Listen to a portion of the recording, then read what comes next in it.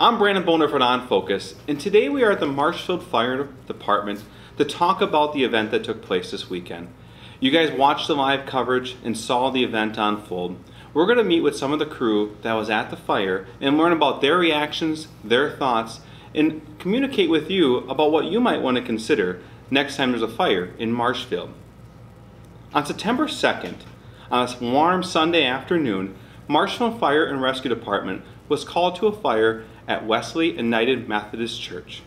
I'm here with some of the members of that crew that was called. And I'll go around the room.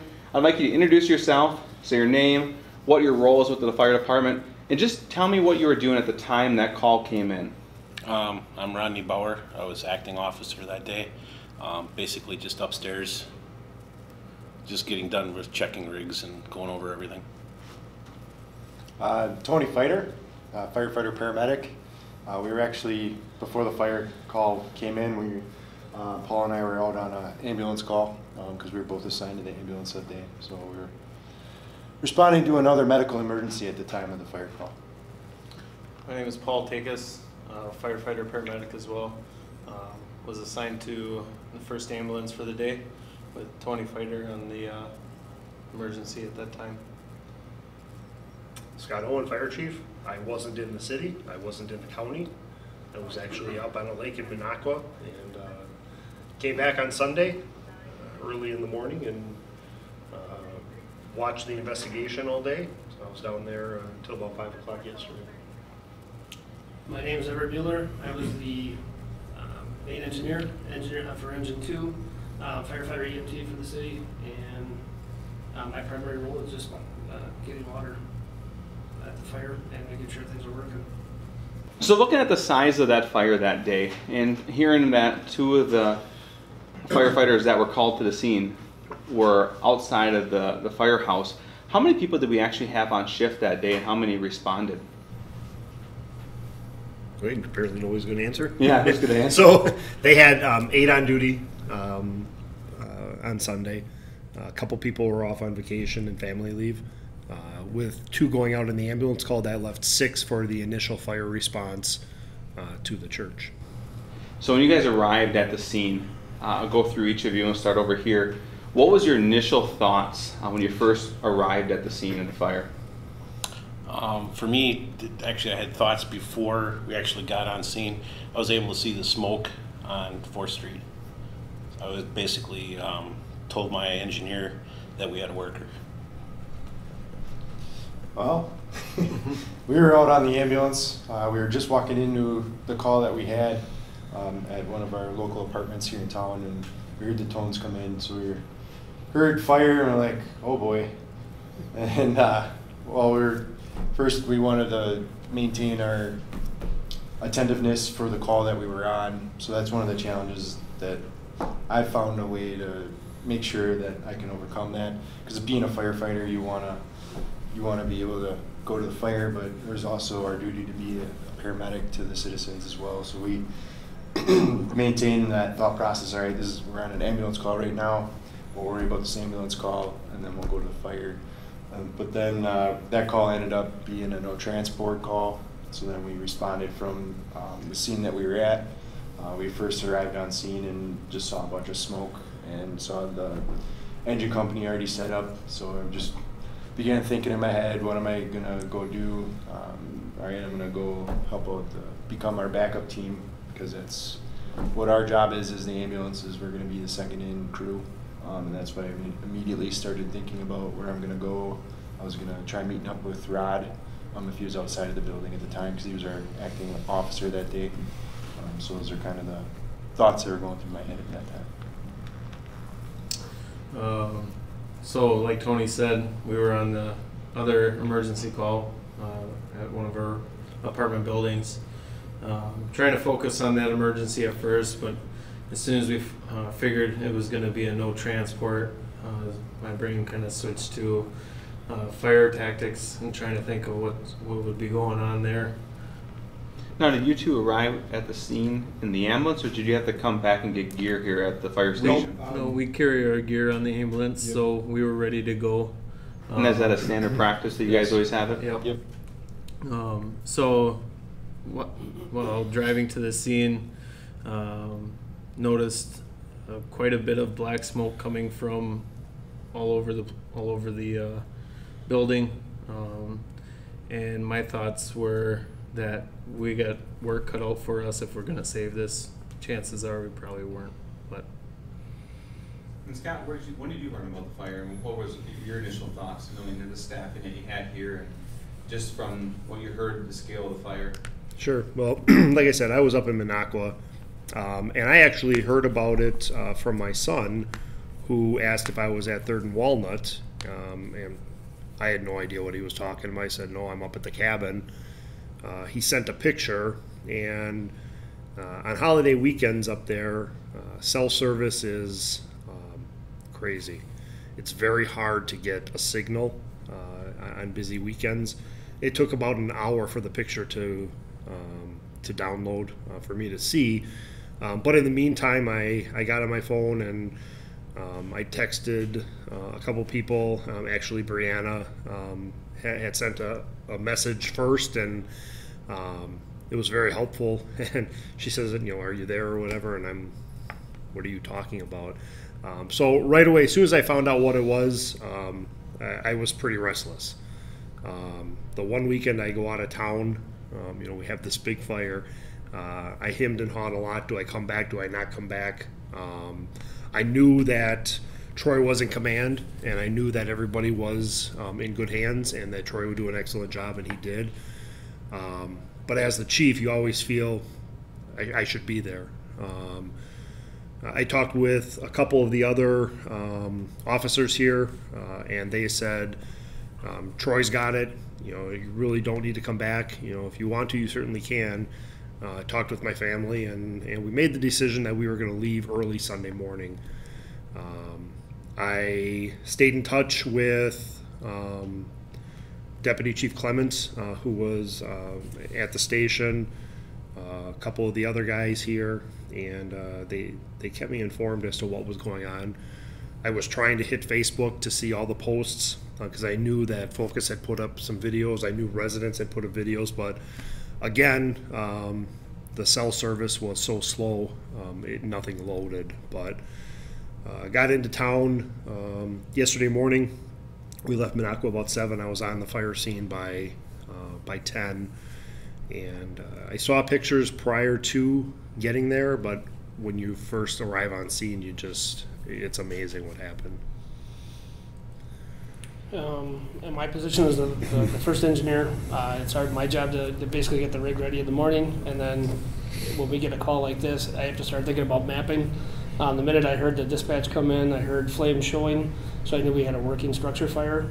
In my mind, I already started to turn that corner, knowing that we had that working structure fire. I know I've only got 1,000 gallons of water on my engine. When you're dealing with the deck gun, that takes about 1,000 gallons per minute, so I know I need to catch a water supply right away. So I'm already thinking about that. When we left here, we proceeded out on the 4th, headed west on 4th, and then straight north on Maple. And when we turned the corner on Maple, I could definitely see smoke. From my riding position, I couldn't see smoke as we were going over there, but Troy did say that he could see smoke, so we already knew we had a working structure fire. We know that it's a church, and when you have a church, you have many different considerations with it. But my main focus was to figure out where my water supply was going to come from, where I was going to lay hose into.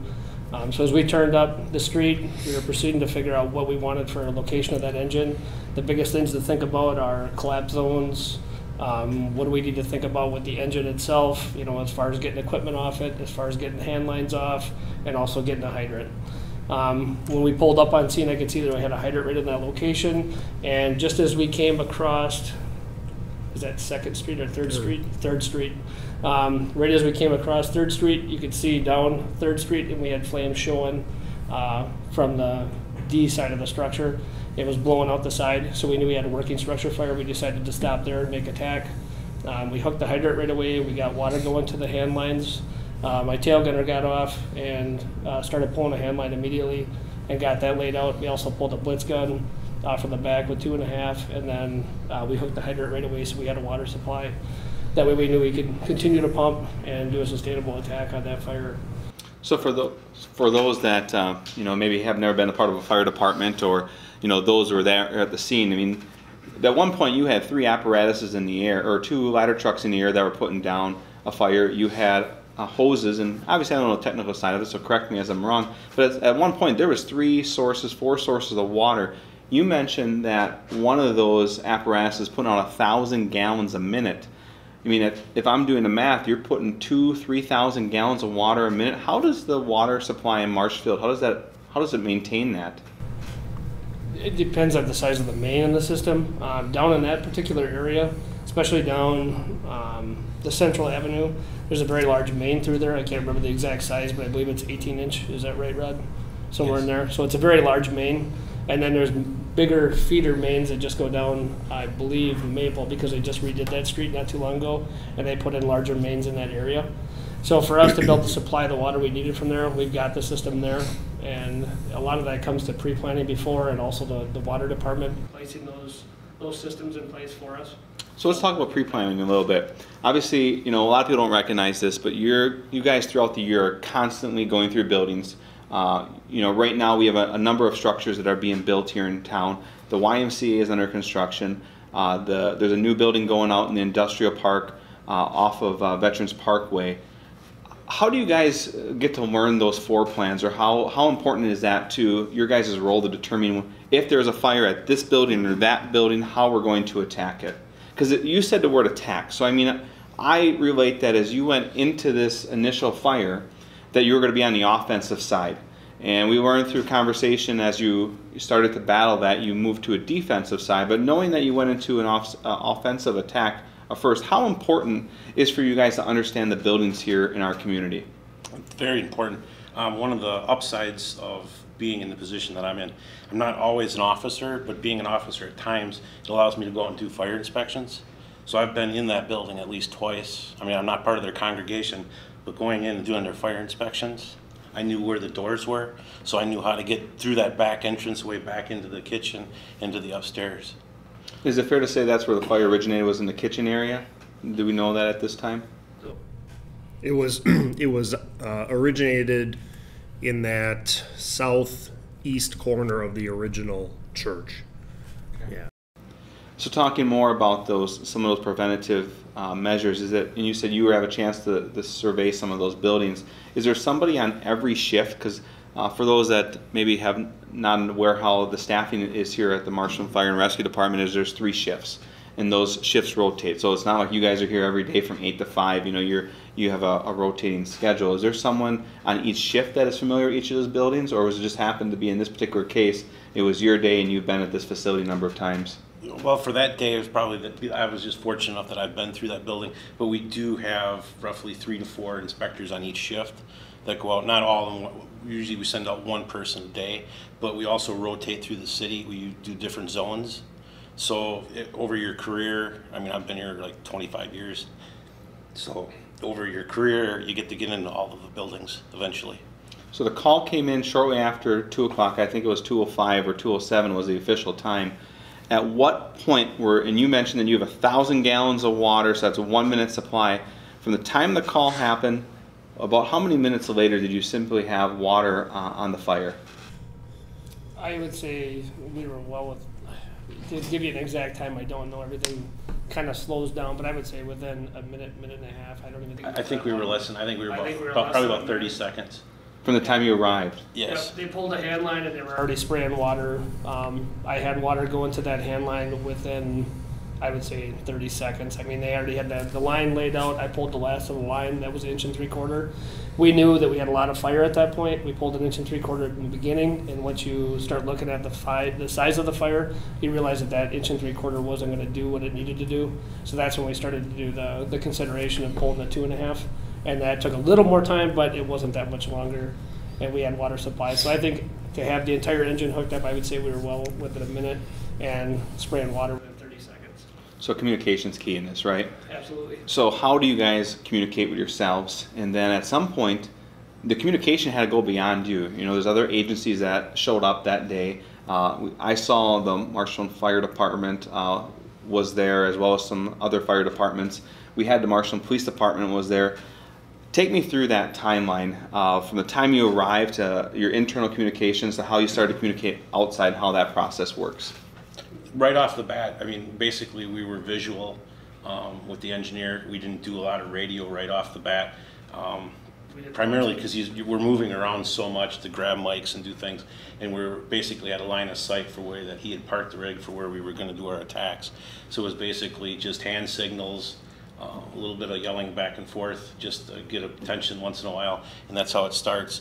As soon as we go into the building, we switch to radios, Bluetooth stuff, and that way. And how is that connectivity, or how functional is that? Right now, the system that we have, it's very functional. We basically are running on 2 bands. We're running on a VHF and a UHF system. The UHF system we take from our command people outside to our command people inside and our firefighters inside. And that works good going through the structure. And then when we go to dispatch, we switch to VHF. So from the scale of this fire, I mean, history of Marshfield fires, and you've been here a number of years, and there's been a number of years that a lot of staff has been here. How big or how large a scale was this fire compared to other fires that you guys are would consider the norm fire, like a residential fire? I think the last one that I saw in my career would have been the Central Fire, and that was one that Rod was one of the first ones in on. I came in later on, but that had the magnitude of this fire, and that was down at the Magic Moments fire, and that would have been April 1st, 2005. Okay, so over 12 years ago. Yep. So I mean, we don't deal with these fires every week and every week out. Talk about the process of arriving and thinking it's going to be an offensive fire. I mean, what is your initial goals in the offensive moment? Our initial goals are to, our job is to try to save life and then prevent property loss and preserve as much as we can. And did you have any knowledge of anybody being in a building? I mean, it's a church, so you don't have like a sheet that says X, Y, and Z live here. At that time, we didn't have any knowledge. I believe Troy didn't really know. I think it came out a little bit later. It came out later. We actually did do a search later on in the fire of the part of the building that would have potentially been occupied, but then later on in the fire we found that that person was then accounted for.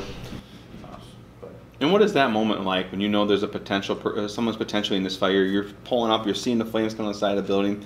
Obviously, you know, it was an intense amount of smoke on the outside to a point that sometimes I couldn't see the front side of the building to the back side of the building. I only have to imagine when you're walking into the church in this case, that could you see it much farther than the front of your face? With the PPV we were able to see a little bit better. We had about 12 feet into the building with our positive pressure fan that it pushed the smoke back into the building and cooled the air and stuff so that we could see some of that. And as you say, with somebody in the building, at that point we were still assuming there was somebody in the building, because you always assume until you're told it's clear that there's always somebody in the building. But our primary thing there was to try to get the fire out. By getting the fire out, you make it so that they have a chance to live.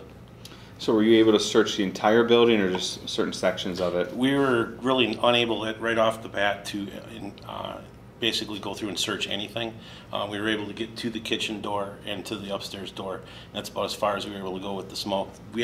Once you got past that 12 feet, it was basically zero visibility. It was just thermal imager. And that high heat conditions kept pushing us back out. That's why we kept switching. We had made multiple attempts to do an offensive attack, and then because of the high heat conditions, we weren't able to continue that role. So we switched to the defensive.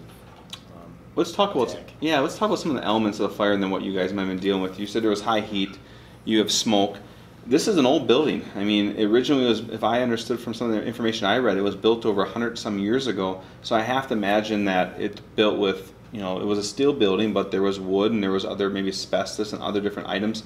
How do you guys deal with those elements? And you also mentioned that you had additional tools, that fan, that high pressure fan that you guys brought in.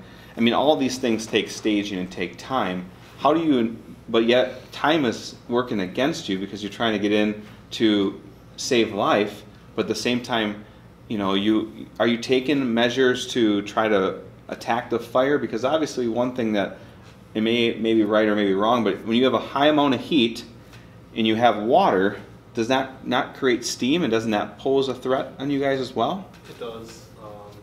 Anytime you have high amount of heat that we did the other day, and you mix it with very little water initial attack and you're inside, it could come down on you as steam. You take that risk every time you make entry into a building, but with our protective gear, we're pretty well protected from that steam. If we start feeling that steam through our gear, we know it's way too hot to be inside. So that's when we pulled out. You kind of got to think about it too. Is our gear is kind of like an oven mitt. Is the best way to kind of describe it. So you're able to go and grab hot things out of the oven and not really feel it. But sometimes when you start feeling the heat through the glove, that's when you know it's too hot and you can't be in there. So that's kind of like if you would take an oven mitt over the top of steam, it would protect you for a while until it starts penetrating and start burning you. But then at that point, then you know it's way too hot because our gear protects us to a certain degree. 850 degrees to and if 30 it's seconds. if you can start feeling that much heat through your gear, then you're not supposed to be in. Tend to back out. Yeah. And that's initially what they did. When they went in for the initial attack, they made entry, and probably Rod could give you more information on that, but they made entry, they got to where they needed to be, and they realized that they just had too much ahead of them. And we're trained as well to recognize those conditions and to pull back. And that's exactly what they did. They pulled back, they got outside and tried to regroup. Once they got outside, that's when we decided that we just had too much fire load, and that's when they went to the defensive attack. So we typically go into a fire with the idea that we're going to do an offensive attack, meaning we're going to go interior, we're going to try to knock this thing out from the outside in and try to get it taken care of. And then as time went on, we realized that we just didn't have the ability to do this from the interior. An 1 3/4 line was not going to do enough to knock that fire back. So that's when they decided to pull back, and that's when we went with the bigger monitors. You'd see the deck gun on engine 2. There's plenty of pictures out there. You can see we're spraying water in the front of that structure. You can see the aerial apparatus. That's when they decided to set that up as well. And that's when we made that defensive attack. So Marshfield Fire Department was the first one to respond. At what point did you make the decision to start calling for additional aid? Almost immediately. He did I heard Troy, and that's who was in charge of the fire, Troy Weiland, Deputy Chief. He had initially made the callback, which means he struck a box, which would be 7 personnel back to the fire station at a non-mandatory status, and then he also called for Hewitt to restaff the station. At that point, he realized he wasn't getting personnel as fast as we'd like to for restaffing. Holiday weekend, people out of town. At that point, he called for Hewitt to go to the scene immediately, and then he also put Richfield on standby and called for a second box to send out mandatory callback. So when you guys were fighting a fire, Hewitt was staffing this building. Starting to, they were the idea. They started out with the mindset that they were going to be coming here, and he called them immediately to the scene then. And then Richfield also came immediately to the scene. Yeah, because after that we needed manpower more than we needed. We really needed personnel is what we needed for that fire. We had 6 to start with, got 8 after a while, and then it still wasn't enough to take care of that fire. So this is the largest fire that you guys have had in over 12 years. And looking at a structure of this size and the amount of fire that was there, dealing with the heat and such, what is kind of the standards that you would need for amount of personnel to respond to a fire of this scale? NFPA 1710 does a great job of describing that. If anybody want to go out there and just type in NFPA 1710, it has a great video for it. But I believe for the magnitude of this structure, I'd have to look it up again, but I believe the number is 42 for the initial response. 42 firefighters for this type of structure. And is that based on the size of the building, the intensity of the fire, or is there many factors that go into it? All of those. The intensity of the fire, the size of the building is the number one. The square footage and the concern of that structure, what you would need for water requirements to actually put a fire out if it was fired fully loaded. I mean, those are all concerns that come into that, and that's where they come up with their numbers when they do those studies. That's a nationwide study that actually came up with that number, a consensus. And did we ever reach a staffing level of that size? Never. Never?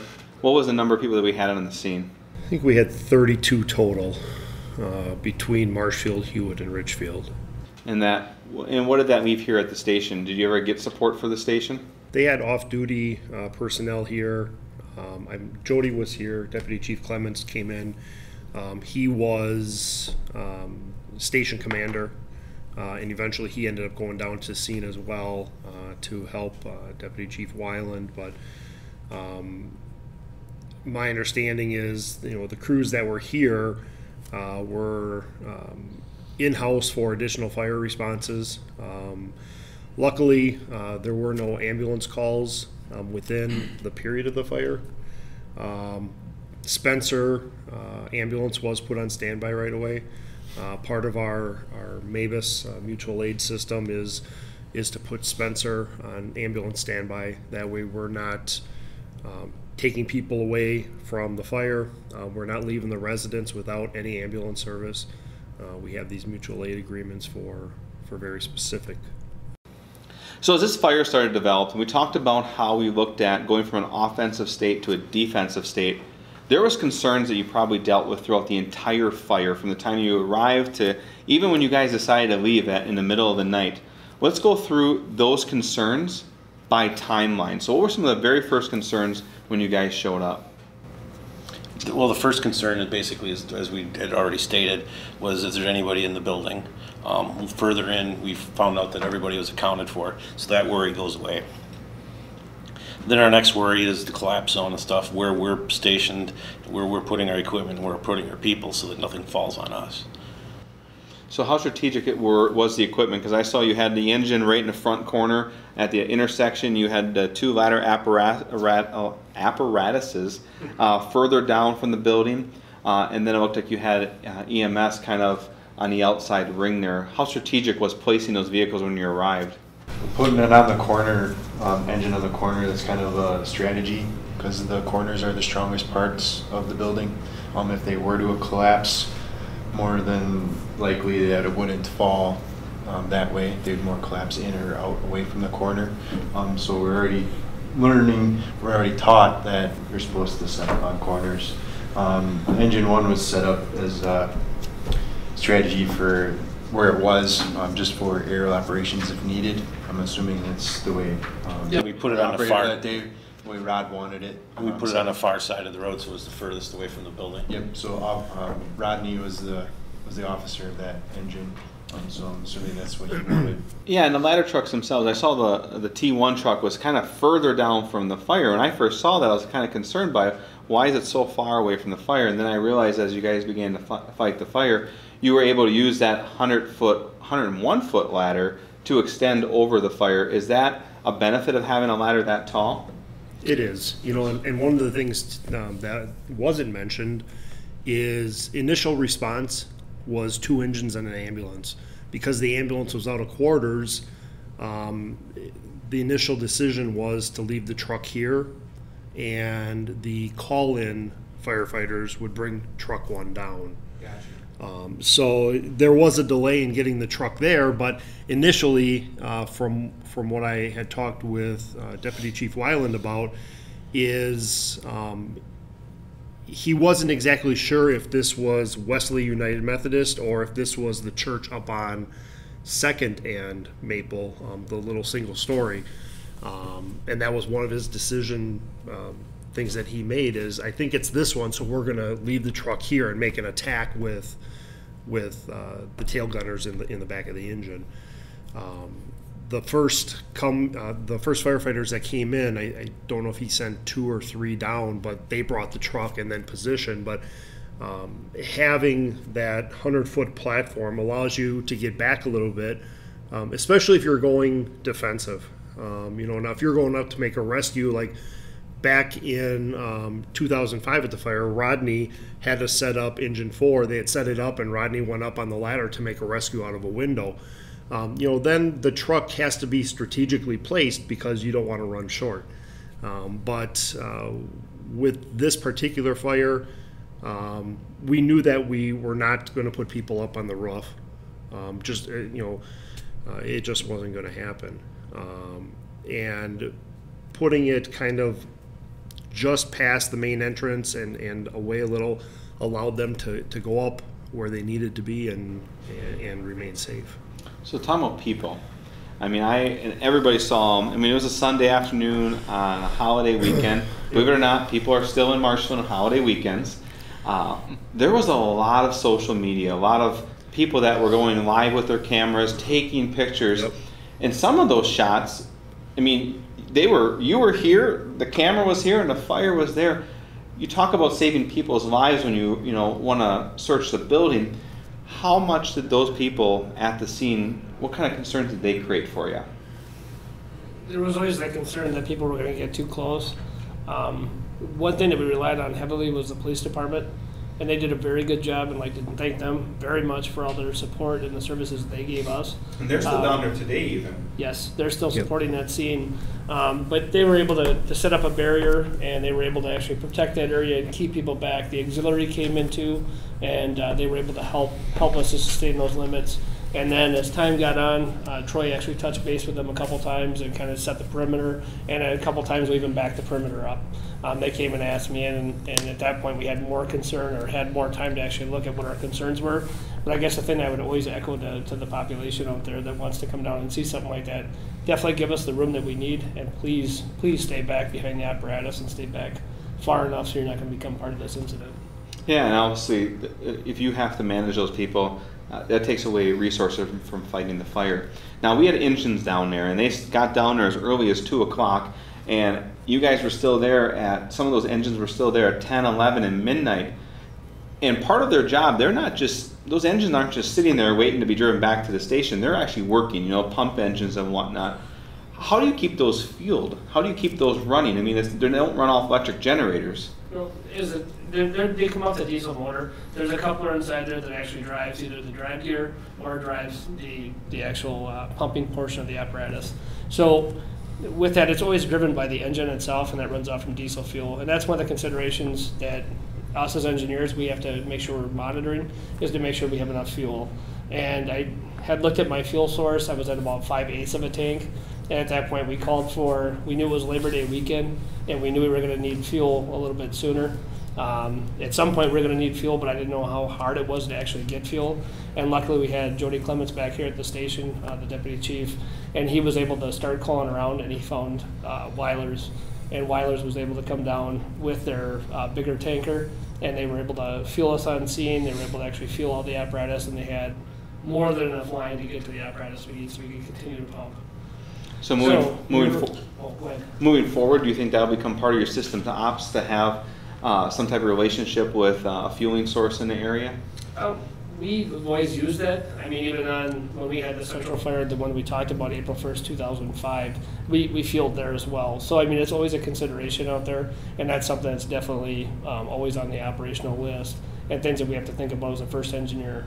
So, or first engineer, second engineer, whoever's in charge of those apparatus, they're always monitoring that fuel source. So we start to call for that as early as possible and try to get that lined up. So we talk about means of fighting the fire. Heat is obviously your biggest enemy. So to take out heat, you need water. I saw you guys are also using foam to detract from the fire. And the other probably key component is probably air for your guys' oxygen mask. Is there any other requirements that you guys need, and how did those resources become available? I mean, was there ever concern with water? Did you have enough foam on the scene? Could you use more? Is that a better retardant than what the water was? Kind of take me through some of those obstacles. I could probably answer the foam question pretty easily, even the water supply. With the foam, when we first got on, our initial tactic is to go to foam right away. We have Class A foam, about a 20-gallon tank, and that's mixed at a 0.6 ratio. So it's about 6% foam that actually goes into that. When we got on scene, you started seeing the foam spraying, and when I realized that we weren't going to be doing an interior attack and we were going to be going defensive, it really doesn't help to have foam anymore. Now you just need water to actually cool the BTUs. So at that point, we shut the foam system down, conserved foam until we actually needed the foam, and then we went with that. As far as the water system, we knew we had a larger main in that area. So one thing that you do as a first engineer is monitor your hose line coming in. That's the LDH piece that goes from the hydrant to the engine, and you start to watch that. If it starts to cavitate or starts to suction down, you've got a problem with water supply and you don't have enough. So you may have to ask for either another tender engine, or we may have to actually break that connection and go to another connection to bring water to the engine. So there's always that consideration, and that's something everybody has to keep an eye on from that point. So here in Marshfield, we have Marshfield Utilities, and we have a water system, and there's water towers up, and we have pump stations, and we have wells throughout the city, and those wells pump and they go into the towers with reservoirs. If you're putting out 2,000 to 3,000 gallons a minute, how is the water supply And how do you guys, do you have to call the utilities and ask them to turn on more pumps, or do they monitor that on a regular basis, or how does that communication work? That's one thing too, is we contacted the water department. Big thanks to them, because without the water department, we wouldn't have been able to put this fire out to begin with. They have, I believe, extra pumps they can turn on, fire pumps in the city, or at least boost the pressures in this area to help us out with water supply. So yeah, the water department plays a big role in what we do as a fire department as well. And we do have a very good water system here in the city. We have very good pressure. So what that means to us is my engine doesn't need to operate as high or as many RPMs, and it doesn't have to work as hard because we've got so much pressure coming in from the water, the gravity-fed system, and that's what the towers. It puts more gravity onto the water system, and that's what creates the pressure at the actual hydrants, so we can pull water from those very easily. Like he said, there's always an on-call person for wastewater, and that's in the water system. They can go out and start pumps, bring more pumps online, do what they need to do on their end. All we have to do is just make a quick call, and that's what Troy did initially. They said, hey, we're going to be doing defensive attack. We're going to be asking for large volumes of water. Can you please notify wastewater and let them know what's going on? If this fire was in the dead of January and it was negative 15 degrees outside, would you have different risk that you'd have to deal with? Absolutely. Icing, that would be a big one, especially on our apparatus, freezing them up. We got to keep water running. We got to keep our hose lines running so we don't freeze up any of the hose lines, don't freeze up the apparatus themselves, and don't freeze up the hydrants. What about just navigating? I mean, I saw water rushing out of the building, pouring on the streets, running down the drains. I mean, you guys were there for 10 hours, better than that. If it was just in the middle of the winter, I would think that alone would become an obstacle just to navigate personnel. Street department becomes very important in those situations. They come out with salt trucks, they bring salt to us, and we even go over and salt some of those areas to try to get it down so we're not getting frozen. Our isolators over the areas where we need to work and operate, but that's where it's a slippery slope, I guess you could say. Well, if we go back to the Christmas Eve fire on Central, and even the one the following day or day after, it was, obviously dead of winter, and there was ice everywhere.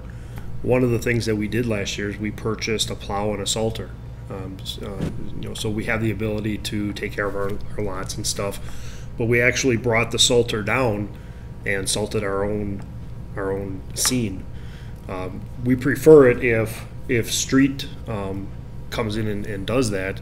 But again, on holidays, it may take people a while to get in. We don't want to take our personnel away from something to go and salt, but if we have to, we will. So other concerns we had, and we see this yet today. You mentioned that Marshall and Police Department has been a big help in watching the scene and make people out of the way.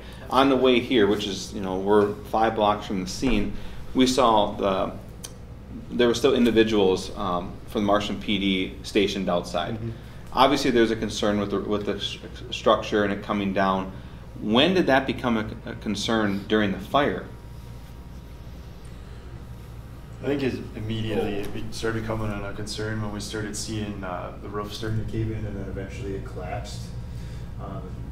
And it's always going to be a concern on a fire scene is collapse. That's one of the things that everybody is trained, especially our shift DC, our commander at Detroit. He's always going to be assessing it, making sure that the potential for collapse is there, and just making sure that it's not going to collapse any of our guys. But it became a concern a little bit more into the fire when we started noticing that the roof system was actually involved. And you could actually, we watched the roof cave in. So that's when we started thinking maybe we need to watch a little bit more on potential for collapse at this fire scene. So there was a point where you guys were in the building fighting the fire, and then you exited the building and were having to fight the fire from the outside. And I've seen scenes or in pictures all over the internet where guys are up on ladders, up by the window, sitting there knocking the window open, and as soon as they knock the window open, they kind of run down and flames come out of the windows. Why did you guys put yourself in that position to be there to knock out those windows and then have those flames right in your face? When we initially were doing that, we were still in the offensive mode. So in that case, we wanted to try to ventilate the fire and have it actually come out of that window the way it did. That's what we were trying to achieve. So that's part of your strategy. Because we ventilate so that way the fire goes to the point of least resistance. So we wanted that to be the point of least resistance, so that way it wouldn't spread to the rest of the structure. You get it to keep trying to go out that way because that's where the air is going. So it wants to grab that air, that oxygen. So that's what we wanted to do. So that was one of our tactics in that situation. From a defensive side, though, obviously you're on the outside of a building. The building has a roof. It's got a brick face on it. It's got a steel structure, and you know there's a fire in the basement. And you're outside 50 feet in the air with a ladder truck. You know, how do you get that water to the source? I mean, at one point you guys brought in a digger to help basically tear open the building so you could access the fire. How much of a concern was it from the time that you made that call that you weren't able to access the source? Boy, I don't think we got that. I think the fire came in at 2:07. I don't think that excavator got there till 6 p.m. Really probably, far or into 5:36. Was that always a concern, or did it prevent itself the problem as the building started to collapse? The concern was always there that there'd be some structural collapse. So and that's always like Tony had said earlier, from the minute we say go to a fire, we're always concerned about structural collapse. So it's always a concern. What we started, the reason Troy made that decision to bring that in is we had leaning walls at that point. And what you have, when you have those kind of buildings, you got those metal trusses that go in between, and when those start to give way, either they expand, and that's one thing that also happens too, when you have steel, it starts to expand at 800 degrees and pushes outward. So you start seeing that building starting to cripple and starting to come out like this. On 3rd Street, it was very obvious. You could see that structure was leaning out, and that's where that excavator became very important, so we could push that structure back in and actually push it in so it wasn't something that could fall on somebody going by or even have a structural collapse later on. Was there any other concerns that day that we didn't talk about or touch on? Exposure protection would have been a big one too. You've seen that we had to the north, I think it was 209 South Maple. I believe that structure right there, if you've seen, we had a blitz line that was put on there, and then right to the east there was another structure back there, and I believe Richfield also had a monitor set up over there, an unmanned monitor. Our goal was to try to stop any heat transfer over to another structure and to really stop that spread of fire from one structure to another structure, so we didn't have multiple structure fires. That makes sense. Yeah, being in downtown, all the buildings are very nestled together, especially the time that they built. And another concern was getting folks out of those structures and get them to a safe location, so there was evacuation needs as well. And that's where having 6 personnel at first was very tough to try to make those considerations, because not only are we trying to go offensive and trying to make that offensive attack, you've also got all these other considerations to try to take care of and try to mitigate or try to figure out what is the most important need at that moment. So we did everything, and I would say Troy did a very good job of systematically going down that road and getting us to where we needed to be. We saw on Sunday dozens, I mean hundreds of people come out to the fire, express concerns for the building, the history here in Marshfield. But many individuals came forward and tried to help in any way they could.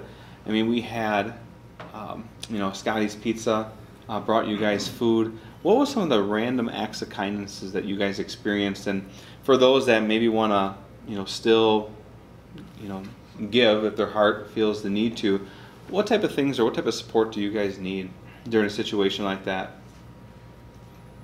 Well, so again, I wasn't there, but I've received several emails thanking us, a lot of Facebook posts. On scene, Mojo's came in. They brought brisket and sandwiches, which is really, they weren't even open on Sunday. They're closed on Sunday, so they came in and brought food for the firefighters. Scotty's Pizza, like you said, Dunkin' Donuts, Roundy's brought water, Quick Trip had coffee and fruit, and some residents brought in dozens of cookies. Someone dropped off water here at the soda, fire station. yeah. So all of that stuff, it's important to the crews on the scene and back here at the station. You have to, we have to keep the firefighters full of food on a scene. They need the nutrition. You burn a lot of calories, even just standing in that fire gear. And just the amount of community support that the crews received on scene and here at the station was overwhelming. I got an email from the store manager here at Pick and Save, who said if we need anything else, let them know. They'll do what they can to help us. We talked about Weiler Fuels before. Weiler, they came out the day of the fire, and then they also came back the next day during the investigation phase to fill up engine 1 as well, because it was low again. And it's that type of stuff that really does make a difference. If we run out of fuel on a scene, obviously it's not good, and there will be another delay as we bring another piece of apparatus down and or shut everything down and run to the pumps or whatever. So having that relationship is really important. I put on our Facebook page yesterday, one of our firefighters, Jenny Sadowskis, she said it best when she said, we can't thank everyone enough for everything that was done. So I stole her entire post and put it on the department page. But you can do that, you have brain. Yeah, exactly. There's so many people that have offered to help, to do whatever they can. We had a 17-year-old. I got an email. Her son, who's 17, wanted to do something, so he brought 3 cases of water down here yesterday. It's really amazing how a community comes together in these times. We're coming up on September 11th again, so we're coming up on the anniversary of 9/11, and it's amazing what happens on that day as well. Yeah. We have people who drop flowers off.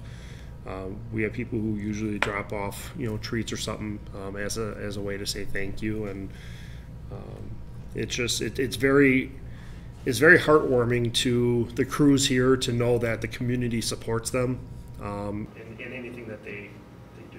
Yeah, and you guys are all dressed in similar attire, and your names are on the back of your jackets, but there was so much coverage of the event that you could watch online. Do you guys all have families? Yes. I think of my wife and our kids, and I have to ask myself this question, because I have to ask you, at what point are you concerned about them? And at what point are they concerned about you? Because they're watching this unfold, and you guys you're there, you're working it. You don't have the ability to call in and say, I'm okay, or you mentioned 9/11. Thankfully there was nobody hurt, but those emotions still rip through you. Did you guys go home the next day and talk to your families about the event and and give each other comfort? Yeah, and that's one of the things though too. I think, I don't know, I can't speak for everybody, but at least for me, it's that in the morning, just say goodbye and give a I love you and have a good day kind of thing, and come to work, and just knowing that I'm planning on coming home at the end of the day, and that's my plan, and that's what I hope everybody does. But we, as in this job, we put that all aside when someone else calls us for help when we're here at work, because that's what we're here to do. We know we have our families back at home, but we also know that our families are probably safe at home, but this person's family is not safe. So we're going to go help them out first real quick. And that's one of the things that, one of the ways I'm able to do the job is you got to set your family aside, knowing and hopefully they're going to be safe while this other person needs your help right now. Yeah, but I think that's what everybody does. But you can't necessarily replace their worries. Your family's still at home worrying. That's the worry our families have every day we come to work, is there's a chance that we may not come home. We try to reassure our families every day when we do leave for work, saying I'm gonna work my hardest to come home the next day to them. But that's always a worry that we live with every day coming here. So, and our families live with that too. That's kind of the understanding that at least I get from my fiance, is that she knows what I do. She's always going to worry about me, but she just kind of learns how to live with that. And Yep. I'd say without that support network from home, we have to say a lot of great things about our spouses, family members. they do a lot for us that we don't even realize they do for us. They take a lot of worries on that we don't even think about. You know, like he said, when we get called for a call, we go to take care of someone else's needs, and a lot of times we don't think about ourselves at all. We just do what we need to do to make sure that that event goes in the right direction or the best we possibly can. And I guess you don't put a lot of time and thought into it at that moment. Afterwards you think about it, but at that time and moment you really don't. And my fiance yesterday came down and just made sure I had everything I needed, and you know, brought me a few things. So I mean, that was a nice consideration on her part, and I really appreciated that. And I think some of the other guys too, at least they made contact or stopped in to the fire department, checked on them, you know, calls from the family members too. So absolutely appreciate all they do. And I think things have changed over the years. Like this one here, I mean, my kids basically said that like Facebook and Snapchat was basically a 2-hour window, and all there was the fire. Mm-hmm. Where in the past, they know we're out because they're listening to scanners and things like that, but they were actually watching it unfold. So they knew when you were safe. Mm-hmm. But they could see, they could watch Facebook Live and know that where you were located. So it was kind of a different element, something we haven't dealt with in the past. Oh yeah, definitely. I mean, it's as Facebook Live is out there, you start to see that fire blow out a window, and right away, family starts to think, "Oh my God, what's going on? What's going on? Are they okay?" And I know at one point they don't always know. You know, at one point I looked back behind me and I thought, "Whoa, there's a lot of phones out right now." And I mean, because the whole crowd, everybody had their phone on, and it's yes, like, wow, they did. there's a lot. I never even thought about that. You know, you're just thinking about the fire at that point and trying to do what we can do, and you don't even think that you're on camera. But we, you know, here we're looking at pictures afterwards and photos, and can almost recount the entire event just by putting the pictures together. Mm-hmm. You know, stuff that we didn't even think about at the time. You know, you look at it and like, oh, okay, that I didn't see that side, or I didn't see this part of the fire because I was located some other direction. So, any pictures people have, please provide them. I mean, it helps us too. You know, I think one of the other things, there's not a commander down here, whether it's a deputy, myself, or a relief or a lieutenant, that ever wants to face a situation where we have a line of duty death. I always said when I was the shift commander, if I had a line of duty death, that was it. I was done. I'd retire, because there's no way I could face anyone again. And there is not a commander down here that will put anybody in harm's way needlessly. Our goal is to make sure that when we are done at the end of the day, that everybody goes home. Everybody's going home to their families. You know, and there's a lot of people out there that don't understand why, and not necessarily in this case, but in other fires, why we may go in and come out right away and try a different tactic. It's because we see something. Our gut tells us something's not right here. To lose a firefighter or even a police officer needlessly for an empty structure isn't going to happen. Not here. That's not what we want. We'll do our best to save the structure. We'll do our best to save property. Obviously, we're going to take a higher risk in a bigger fire if there's life safety involved. If there's someone that needs to be rescued, we're going to do that. You know, but for a vacant structure, it's just not worth it.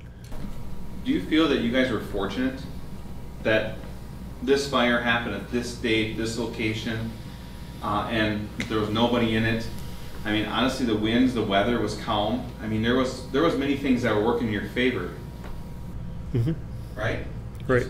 Oh, yes. Yep. I don't think it's ever fortunate. I think it's always a bad day anytime we go to work, somebody loses something. Right. But I mean, in this particular situation, it was a vacant structure. It was a calm day. I'd like to put that. We talked earlier, and the reason why I bring up this question, we talked earlier about it being a winter and the elements have changed. You know, how would you mentioned throughout this broadcast that you were looking at other structures and their well-being because of the nature of it. I mean, it was a calm day. If the wind would have been 12, 15 miles an hour, how would that have changed? I mean, this building was one of the very few buildings that withstood the Great Fire of Marshfield in the 1800s. A lot of the buildings in the downtown, I mean, if the right wind would have came through, could we have seen a pretty dramatic change in what we ended up dealing with? It's very possible. the way that building is constructed with the brick, and with them taking precautions, trying to protect their stained glass with plexiglass, I don't think it would have affected it too much, but there's always that possibility that it could have, depending on how big the fire got inside before we got there. So Yeah, I think if you would have had, if the fire would have been hidden for a long, long time before we got called, and you did have the bust out of the north, or multiple windows on north or south side, and a strong wind, even though you started protecting the structures on the north, strong wind very easily could have gotten past not only the church and that first house, but the second house and third house. You know, if you get a strong enough wind, now, you know, like Paul said, this was a brick structure. Had it been a fully wooden structure, it would have been much more challenging. So we talk about social media and the live, and that people are actually able to witness the whole timeline develop. I think a lot of people, and that's why we're doing this show today, have a lot more questions than they do answers about what it is your guys' roles are, what your guys' jobs are, what you deal with. Throughout the year and from year to year, you guys offer a Citizens Academy. With this event and the exposure to it, I mean, what if someone was more interested in what you guys are doing, is that not the prime opportunity for them to kind of learn firsthand how you guys deal with a situation like this? Absolutely. We're always, the doors are always open here. You know, we give many tours throughout the year.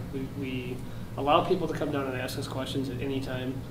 If someone has a question about something we've done on a scene or a tactic or why we've done some considerations, they can certainly stop down at any time, and we would gladly take time out of our day to explain those. If they wanted to really enhance their educational process, I mean, we do have the Citizens Fire Academy put on. It's been at least 2 or 3 times that we've put it on so far, and everybody that's ever taken that course has always been happy and satisfied with everything that they learned in that course, and they came up with a different understanding. I mean, even Brianna with your department, she went through it and she had a whole different thought process after she got done with it. She had no idea we do half of the stuff that we do and why we make the decisions we make at certain things. So I would say, by all means, for those that maybe are doubting or thinking that maybe there wasn't something exactly correct or just would like to know more about just what we do, they could absolutely take that course or even just stop down and talk to us. In the last year, I've noticed you guys have had a handful of significant fires. You know, you had the one on Central Avenue, the back-to-back fire over holiday season. You had the residential fire on the south side of Marshfield, and this.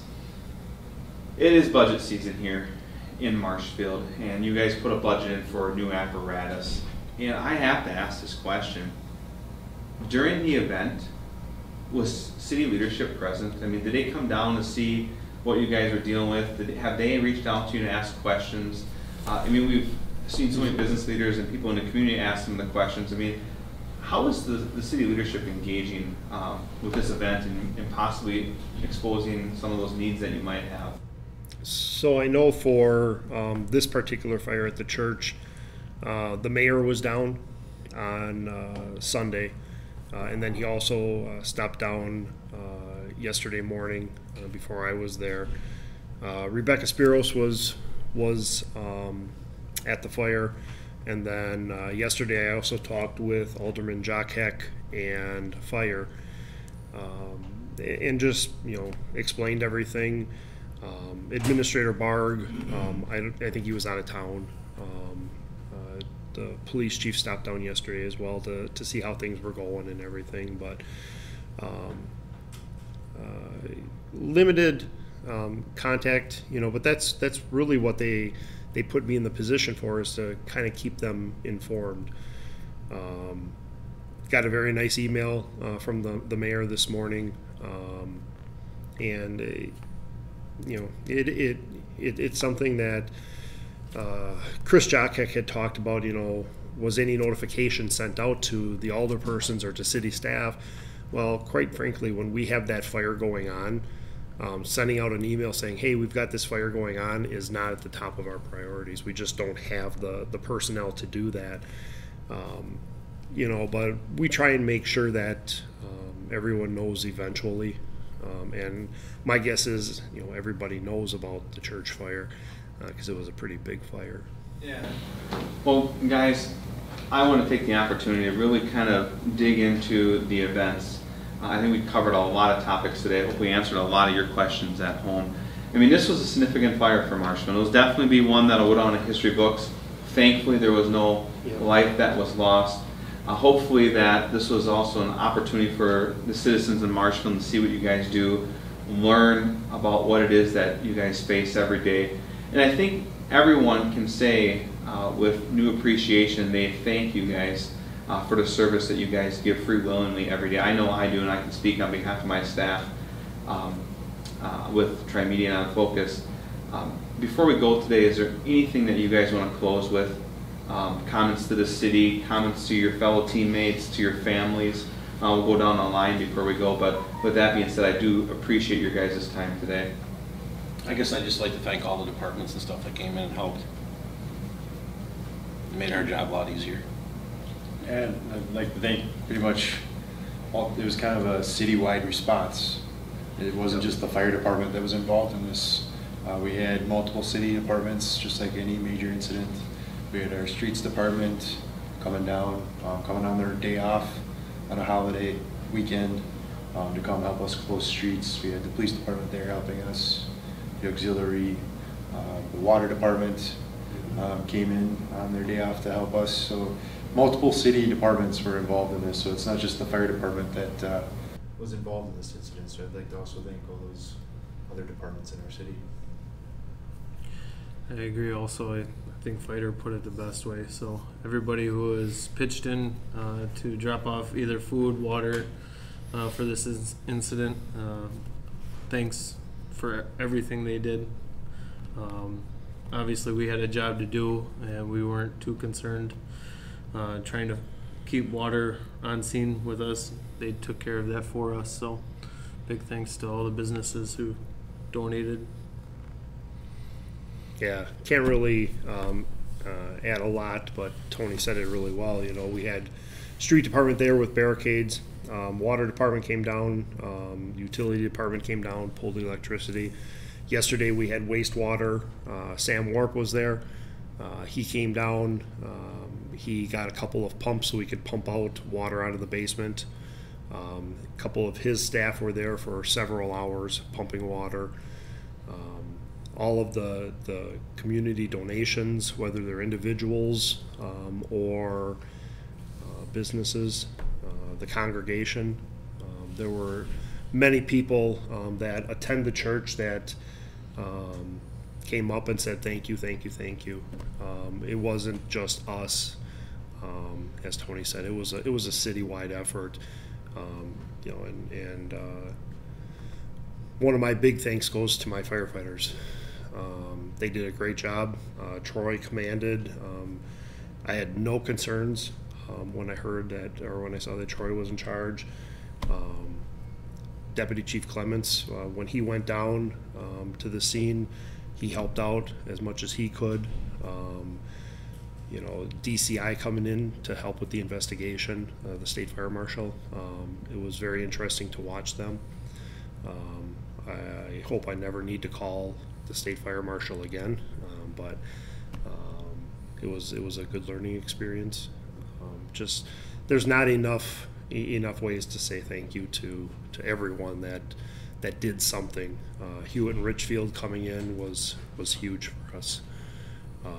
You know, we don't train with our mutual aid departments like we should. We don't have the time with the call volume we have. And it truly ran like a well-oiled machine. You would not know, aside from the different gear, that we were not one unit. So, you know, thank you to everyone that contributed in one way or another to mitigate this incident. I'd echo everything that they've said up to this point. Absolutely couldn't have done it without Richfield and Hewitt at this, in the off-duty personnel that came in too. They brought the truck down, they brought the squad down, so we had additional resources. The water department, and even just the residents that showed up and Yep. stayed back safely were able to watch, monitor, see what we were doing. The residents that lived in those structures adjacent to that, they were very understanding. They were able to leave. They didn't have any problems. They were very cooperative. We really appreciate all of that, and just appreciate everything everybody did for us, especially like the places that brought us food. And I don't know that I've seen that in the past, where we've seen that much food and that many things. So I mean, wow, thank you. You know, that's just a lot to take in. So the outreach that the community's had, even just looking at the Facebook posts that have been on focus for Marshfield, and some of the other stuff just that the fire department has put out, it's just been a resilient, astounding response that is just amazing that people feel the way they do about us, and we really appreciate that. And just the team that we have here at the fire department, I'm proud to say that I'm actually a firefighter at the Marshfield Fire Department. Very proud. I think we did a great job. We did the best thing we possibly could and did everything we could that day to do what we possibly could for them. And just say at the end that we're sorry for the loss of the structure. We're sorry that we weren't able to save everything in it, but at the same time, we did the best things that we possibly could that day. A citywide response. I'm going to use your line there. Citywide response. Guys, this is a message from the Marshfield Fire Department. We just wanted to get a chance to learn about the timeline in their eyes. And I think everyone can be in thought and in prayer for the ones that were affected by this fire here at the Wesley United Methodist Church. We have questions for them, and I hope they're searching through the answers of what their congregation is going to endure over the next few months. We will definitely bring you that coverage. We'll definitely speak with them as we learn about how they are going to move forward from this tragedy. If you have questions for the Marshfield Fire Department, by all means, reach out to them. Follow them on social media. They are a great unit. They're a great group of men and women here that are freely serving our community. I'm Brandon Boner for On Focus, and we thank you for tuning in. Until we see each other again.